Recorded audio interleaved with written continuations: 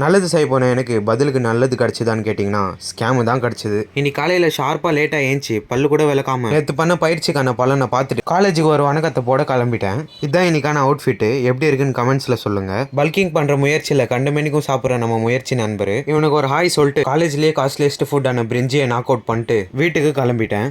நடக்க முடியல பிக்கப் பண்ணிக்கோ அப்படின்னு சொன்ன இவனை ப்ரீ ஒர்க் அவுட்க்கு வாழைப்பழத்து பார்சல் வாங்கிட்டு வா அப்படின்னு அமுச்சு விட்டா இவன் சைஸுக்கு வாங்கிட்டு வரான். நீ வீட்டுக்கு போனாலும் வேலைக்கு ஆக மாட்டேன்னு சொல்லிட்டு ஜிம்முக்கு கூட்டின்னு வந்துட்டேன். ஜிம்முக்கு வந்து ஒரு ஒர்க் அவுட் வீடியோ ஷூட் பண்ணிட்டு காஃபி குடிக்க வந்துட்டோம். இங்க இருந்தாங்க ஸ்கேமுக்கு நானா போய் மாட்டினேன். பெப்பர் ஃபுட்டியோட சேனல்ல வைரலான இந்த தாத்தாவோட சமோசா சுண்டல் சாப்பிட வந்துட்டோம். டேஸ்ட்டும் குவான்டிட்டியும் ஆவரேஜ் தான். ஆனா இதுக்கு இவர் சார்ஜ் பண்றது 50 ரூபாய். நான் பாக்கெட்ல 50 ரூபாய் வச்சுட்டு 20 ருபீஸ்க்கு இவர்கிட்ட சாப்பிட்டு 30 ருபீஸ்க்கு எக் வாங்கலாம்னு நினைச்சிட்டு இருந்தேன். ஆனா 50 ரூபாயும் இவரே சொல்லிட்டு போயிட்டாரு. நான் பேட் ரிவ்யூ ஒன்றும் போடல.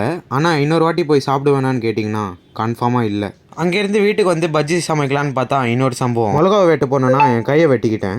ரத்தம் நிற்காமல் போயிட்டு இருந்துச்சு. எப்போ வீடியோ எடுத்தனும் பையன் டப்புன்னு ஸ்டாப் ஆயிட்டான். நம்ம பூனை ரொம்ப நேரமாக ஃபேஸ் வாஷ் பண்ணினே இருக்கான். இவனை பார்த்துட்டு இந்த வீடியோவை எண்ட் பண்ணிக்கிறேன். பாய் காய்.